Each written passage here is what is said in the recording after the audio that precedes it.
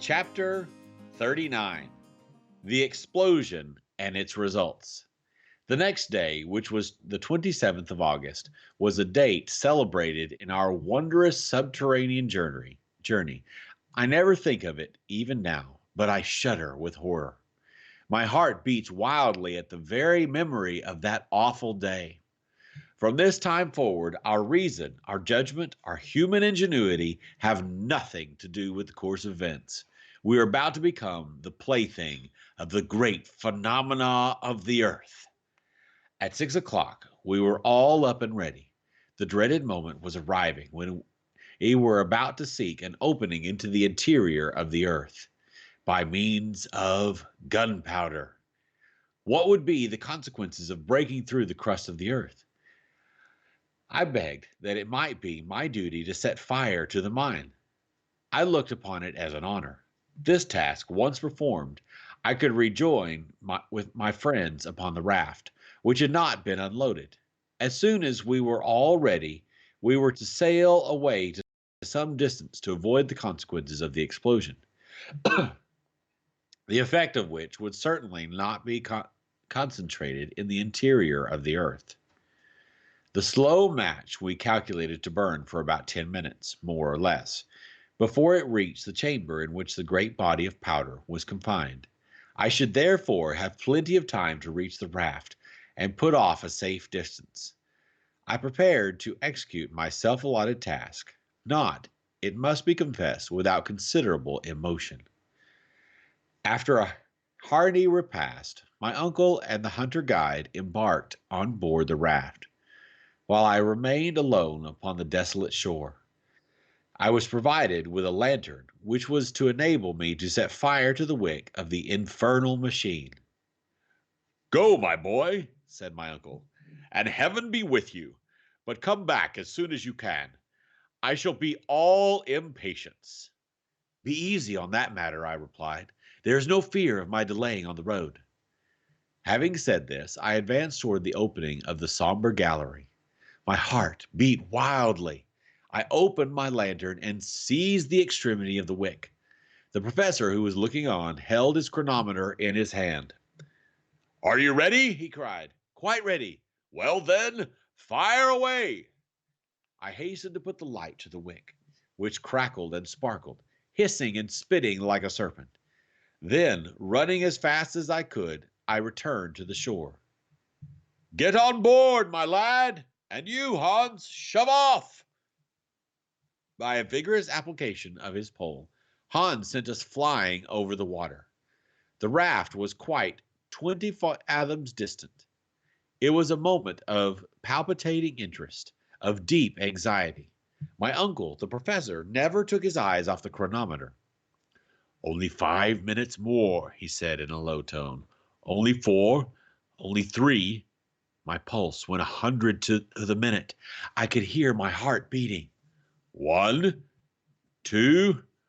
Now then, mountains of granite crumble beneath the power of man. What happened after that? As to the terrific roar of the explosion, I do not think I heard it. But the form of rocks completely changed in my eyes. They seemed to be drawn aside like a curtain.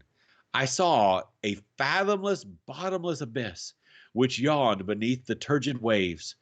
The sea, which seemed suddenly to have gone mad, then became one great mountainous mass, above the top of which the raft rose perpendicularly. We were all thrown down. In less than a second, the light gave place to the most profound obscurity. Then I felt all solid support give way to my feet, but to the raft itself. I thought it was going bodily down a tremendous well. I tried to speak, to question my uncle. Nothing could be heard but the roaring of the mighty waves. We clung together in utter silence. Despite the awful darkness, despite the noise, the surprise, the emotion, I thoroughly understood what had happened. Beyond the rock which had been blown up, there existed a mighty abyss. The explosion had caused a kind of earthquake in this soil, broken by fissures and rents. The gulf, thus suddenly thrown open, was about to swallow the inland sea, which transformed into a mighty torrent, was dragging us with it. Only one idea filled my mind. We were utterly and completely lost. 1 hour, 2 hours, what more I cannot say, passed in this manner. We sat close together, elbow touching elbow, knee touching knee. We held one another's hands, not to be thrown off the raft.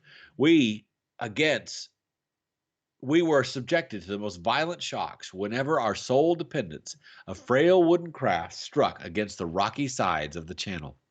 Fortunately for us, these concussions became less and less frequent, which made me fancy that the gallery was getting wider and wider. There could be now no doubt that we had chanced upon the road once followed by Saknussemm. But instead of going down in a proper manner, we had, through our own imprudence, drawn a whole sea with us.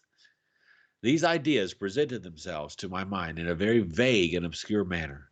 I felt rather than reasoned. I put my ideas together only confusedly, while spinning along like a man going down a waterfall, to judge by the air which, as it were, whipped my face. We must have been rushing at a perfectly lightning rate. To attempt under these circumstances to light a torch was simply impossible, and the last remains of our electric machine, of our Ruhmkorff coil, had been destroyed during the fearful explosion. I was therefore very much confused to see at last a bright light shining close to me. The calm countenance of the guide seemed to gleam upon me. The clever and patient hunter had succeeded in lighting the lantern, and though in keen and thorough draught, the flame flickered and vacillated and was nearly put out, it served partially to dissipate the awful obscurity. The gallery into which we entered was very wide. I was, therefore, quite right in that part of my conjecture. The insufficient light did not allow us to see both of the walls at the same time. The slope of waters which was carrying us away was far greater than that of the most rapid river of America. The whole surface of the stream seemed to be composed of liquid arrows, darted forward with extreme violence and power. I can give no idea to the impression it made upon me. The raft at times caught in certain whirlpools and rushed forward, yet turned on itself all the time. How it did not upset, I shall never be able to understand. When it approached the sides of the gallery, I took care to throw upon them the light of the lantern, and I was able to judge of the rapidity of motion, looking and projecting masses of rock, which as soon as seen were again invisible. So rapid was our progress that points of rocks at considerable distance one from the other appeared like portions of transverse lines, which enclosed us in a kind of net, like that of a line of telegraphic wires. I believed we were now going at a rate of not less than 100 miles an hour. My uncle and I looked at one another with wild and haggard eyes. We clung convulsively to the stump of the mast, which, at the moment when the catastrophe took place, had snapped short off. We turned our backs as much as possible to the wind, in order to not be stifled by a rapidity of motion which nothing human could face and live. And still the long, monotonous hours went on. The situation did not change in the least, though a discovery I suddenly made seemed to complicate it very much. We had slightly recovered our equilibrium. I proceeded to examine our cargo. I then made the unsatisfactory discovery that the greater part of it had utterly disappeared. I became alarmed and determined to discover what were our resources. My heart beat at the idea, but it was absolutely necessary to know on what we had to depend. With this view, I took the lantern and looked around. Of all our former collection of nautical and philosophical instruments, there remained only the chronometer and the compass. The ladders and ropes were reduced to a small piece of rope fastened to the stump of the mast. Not a pickaxe, not a crowbar, not a hammer, and far worse than all, no food, not enough for one day. This discovery was a prelude to a certain and horrible death. Seated gloomily on the raft, clasping the stump of the mast mechanically, I thought of all I had read as to the sufferings from starvation. I remembered everything that history had taught me on the subject, and I shuddered at the remembrance of the agonies to be endured. Maddened at the prospects of enduring the miseries of starvation, I persuaded myself that I must be mistaken. I examined the cracks in the raft. I poked between the joints and beams. I examined every possible hole and corner. The result was simply nothing. Our stock of provisions consisted of nothing but a piece of dry meat and some soaked and half moldy biscuits. I gazed around me, scared and frightened. I could not understand the awful truth. And yet, of what consequence was it in regard to any new danger? Supposing that we had had provisions for months, and even for years, how could we ever get out of the awful abyss into which we were being hurled by the irresistible torrent we had let loose? Why should we trouble ourselves about the sufferings and tortures to be endured from hunger when death stared us in the face under so many other swifter and perhaps even more horrid forms? It was very doubtful, under the circumstances in which we were placed, if we should have time to die of inanition. I don't know. But the human frame is singularly constituted. I know, good gosh, sorry, y'all. I know not how it was, but from some singular hallucination of the mind, I forgot the real serious and immediate danger to which we were exposed, to think of the menaces of the future, which appeared before us in all their naked terror. Besides, after all, suggested hope, perhaps we might finally escape the fury of the raging torrent, and once more revisit the glimpses of the moon on the surface of our beautiful Mother Earth. How was it to be done? I had not the remotest idea. Where were we to come out? No matter, so that we did. One chance in 1,000 is always a chance. While death from hunger gave us not even the faintest glimpse of hope, I left to the imagination nothing but blank horror, without the faintest chance of escape. I had the greatest mind to reveal all to my uncle, to explain to him the extraordinary and wretched position to which we were reduced, in order that, between the two, we might make a calculation as to the exact space of time which remained for us to live. It appeared to me, the only thing to be done. But I had the courage to hold my tongue, to gnaw at my entrails like the Spartan boy. I wished to leave him all his coolness. At this moment, the light of the lantern slowly fell, and at last went out. The wick had wholly burnt to an end. The obscurity became absolute.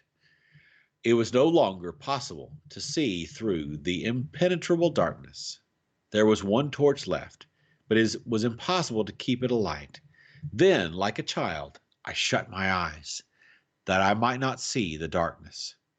After a great lapse of time, the rapidity of our journey increased. I could feel it by the rush of air upon my face. The slope of waters was excessive. I began to feel that we were no longer going down a slope. We were falling. I felt as one does in a dream, going down bodily, falling, falling, falling. I felt that the hands of my uncle and Hans were vigorously clasping my arms. Suddenly, after a lapse of time scarcely appreciable, I felt something like a shock. The raft had not struck a hard body, but had suddenly been checked in its course. A waterspout, a liquid column of water, fell upon us. I felt suffocating. I was being drowned. Still, the sudden inundation did not last. In a few seconds, I felt myself once more able to breathe. My uncle and Hans passed near my arms, and the raft carried us all three away. Chapter 40. The Ape Gigans. It is difficult for me to determine what was the real time, but I should suppose, after my calculation, that it must have been 10 at night. I lay in a stupor, a half dream during which I saw visions of a sounding character. Monsters of the deep were side by side with mighty elephantine shepherd. Gigantic fish and animals seemed to form strange conjunctions. The raft took a sudden turn, whirled around, entered another tunnel, this time illumined in a most singular manner. The roof was formed of porous stalactite, through which a moonlit vapor appeared to pass, casting its brilliant light upon our gaunt and haggard figures. The light increased as we advanced, while the roof ascended, until at last we were once more in a kind of water cavern, the lofty dome of which disappeared in a luminous cloud. A rugged cavern of small extent appeared to offer a halting place to our weary bodies. My uncle and the guide moved as men in a dream. I was afraid to waken them, knowing the danger of such a sudden start. I seated myself beside them to watch. As I did so, I became aware of something moving in the distance, which at once fascinated my eyes. It was floating, apparently upon the surface of the water, advancing by means of what at first appeared paddles. I looked with glaring eyes. One glance told me that it was something monstrous. But what? It was the great shark crocodile of early writers on geology, about the size of an ordinary whale, with hideous jaws and two gigantic eyes. It advanced, its eyes fixed on me with terrible sternness. Some indefinite warning told me that it had marked me for its own. I attempted to rise, to escape, no matter where, but my knees shook under me. My limbs trembled violently. I almost lost my senses. And still the mighty monster advanced. My uncle and guide made no effort to save themselves. With a strange noise, like none other that I had ever heard, the beast came on. His jaws were at least 7 feet apart, and his distended mouth looked large enough to have swallowed a boat full of men. We were about 10 feet distant when I discovered that much as his body resembled that of a crocodile, his mouth was wholly that of a shark. His twofold nature now became apparent. To snatch us up a mouthful, it was necessary for him to turn on his back, which motion necessarily caused his legs to kick up helplessly in the air. I actually laughed, even in the very jaws of death. But next minute, with a wild cry, I darted away into the interior of the cave, leaving my unhappy comrades to their fate. This cavern was deep and dreary. After about 100 yards, I paused and looked around. The whole floor, composed of sand and malachite, was strewn with bones, freshly gnawed bones of reptiles and fish, with a mixture of mammalia. My very soul grew sick as my body shuddered with horror. I had truly, according to the old proverb, falling out of the frying pan into the fire. Some beast larger and more ferocious even than the shark crocodile inhabited this den. What could I do? The mouth of the cave was guarded by one ferocious monster. The interior was inhabited by something too hideous to contemplate. Flight was impossible. Only one resource remained, and that was to find some small hiding place to which the fearful denizens of the cavern could not penetrate. I gazed wildly around and at last discovered a fissure in the rock, to which I rushed in the hope of recovering my shattered senses. Crouching down, I waited, shivering as in an ague fit. No man is brave in the presence of an earthquake, or a bursting boiler, or an exploding torpedo. I could not be expected to feel much courage in the presence of the fearful fate that appeared to wait me. An hour passed. I heard all the time a strange rumbling outside the cave. What was the fate of my unhappy companions? It was impossible for me to pause to inquire. My own wretched existence was all I could think of. Suddenly, a groaning, as of 50 bears in a fight, fell upon my ears. Hisses, spittings, moanings, hideous to hear. Then I saw. Never were ages to pass over my head shall I forget the horrible apparition. It was the ape Gigans, 14 feet high, covered with coarse hair of blackish brown. The hair on the arms from the shoulder to the elbow joints pointing downwards, while that from the wrist to the elbow pointed upwards. It advanced. Its arms were as long as its body. While its legs were prodigious, it had a thick, long, and sharply pointed teeth, like a mammoth saw. It struck its breast as it came on, smelling and sniffing, reminding me of the stories we read in our early childhood of giants who ate the flesh of men and little boys. Suddenly it stopped. My heart was beating wildly, for it was conscious that somehow or other the fearful monster had smelled me out and was peering about with his hideous eyes to try and discover my whereabouts. My reading, which as a rule is a blessing, but which on this occasion seemed momentarily to prove a curse, told me the real truth. It was the ape gigans, the antediluvian gorilla. Yes, this awful monster, confined by good fortune to the interior of the earth, was the progenitor of the hideous monster of Africa. We glared wildly about, seeking something, doubtless myself. I gave myself up for lost. No hope of safety or escape seemed to remain. At this moment, just as my eyes appeared to close in death, there came a strange noise from the entrance of the cave, and turning, the gorilla evidently recognized some enemy more worthy his prodigious size and strength. It was the huge shark crocodile, which perhaps, having disposed of my friends, was coming in search of further prey. The gorilla placed himself on the defensive, and clutching a bone some 7 or 8 feet in length, it a perfect club, aimed a deadly blow at the hideous beast, which reared upwards and fell with all its weight upon its adversary.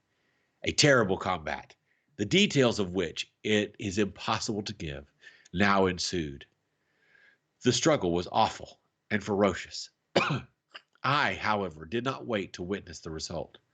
Regarding myself as the object of contention, I determined to remove from the presence of the victor. I slid down from my hiding place, reached the ground, and gliding against the wall, strove to gain the open mouth of the cavern.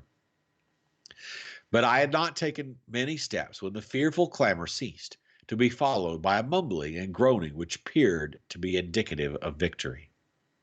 I looked back and saw the huge ape, gory with blood, coming after me with glaring eyes, with dilated nostrils, and gave forth 2 columns of heated vapor. I could feel his hot and fetid breaths on my neck, and with a horrid jump awoke from my nightmare sleep. Yes, it was all a dream. I was still on the raft with my uncle and the guide. The relief was not instantaneous, for under the influence of the hideous nightmare my senses had become numbed. After a while, however, my feelings were tranquilized. The first of my perceptions which returned in full force was that of hearing. I listened with acute and attentive ears. All was still as death. All I comprehended was silence. To the roaring of the waters, which had filled the gallery with awful reverberations, succeeded perfectly peace. After some little time, my uncle spoke, in a low and scarcely audible tone. "Harry, boy, where are you?" "I am here," was my faint rejoinder. "Well, don't you see what has happened? We are going upwards." "My dear uncle, what can you mean?" was my half delirious reply. "Yes, I tell you, we are ascending rapidly. Our downward journey is quite checked." I held out my hand, and after some little difficulty succeeded in touching the wall. My hand was in an instant covered with blood. The skin was torn from the flesh, We were ascending with extraordinary rapidity. "The torch! The torch!" cried the professor wildly. "It must be lighted!" Hans, the guide, after many vain efforts, at last succeeded in lighting it, and the flame, having now nothing to prevent its burning, shed a tolerably clear light. We were enabled to form an approximate idea of the truth. "It is just as I thought," said my uncle, after a moment or two of silent attention. "We are in a narrow well about 4 fathoms square. The water of the great inland sea having reached the bottom of the gulf and now forcing themselves up the mighty shaft, as a natural consequence, we are being cast to the summit of the waters." "That I can see," was my lugubrious reply. "But where will this shaft end, and to what fall are we likely to be exposed?" "Of that I am as ignorant as yourself. All I know is that we should be prepared for the worst. We are going up at a fearfully rapid rate.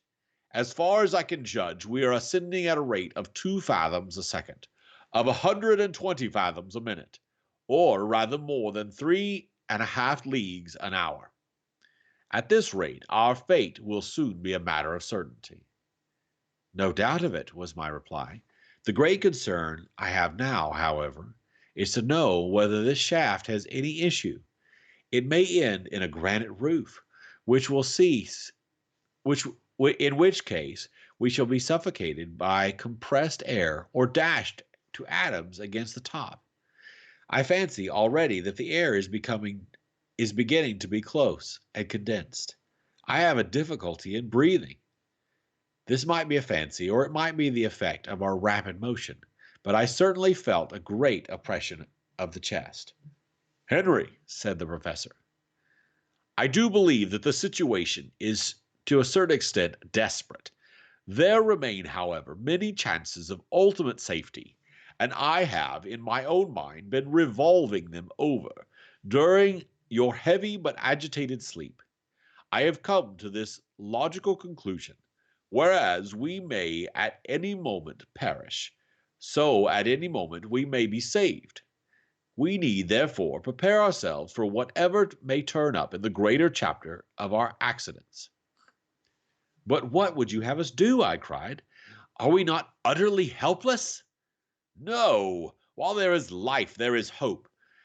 At all events, there is one thing we can do: eat, and thus obtain strength to face victory or death." As he spoke, I looked at my uncle with a haggard glance. I had put off the fatal communication as long as possible. It was now forced upon me, and I must tell him the truth. Still I hesitated. "Eat?" I said, in a deprecating tone, as if there were no hurry. "Yes, at once. I feel like a starving prisoner," he said, rubbing his yellow and shivering hands together. And turning round to the guide, he spoke some hearty, cheering words, as I judged from his tone, in Danish. Hans shook his head in a terribly significant manner. I tried to look unconcerned. "What?" cried the professor. "You do not mean to say that all our provisions are lost?" "Yes," was my lowly spoken reply, as I held out something in my hand. "This morsel of dried meat is all that remains for us 3." My uncle gazed at me as if he could not fully appreciate the meaning of my words. The blow seemed to stun him by severity. I allowed him to reflect for some moments. "Well," said I, after a short pause, "what do you think now?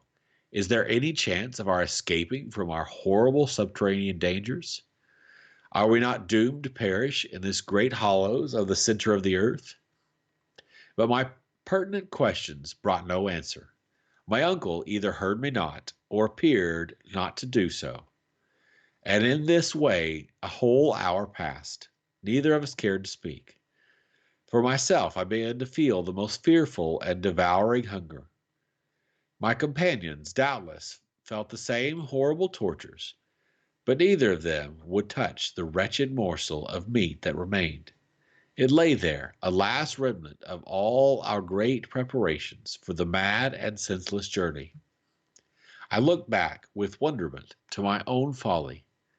Fully was I aware that despite his enthusiasm and the ever to be hated scroll of Saknussemm, my uncle should never have started on this perilous voyage.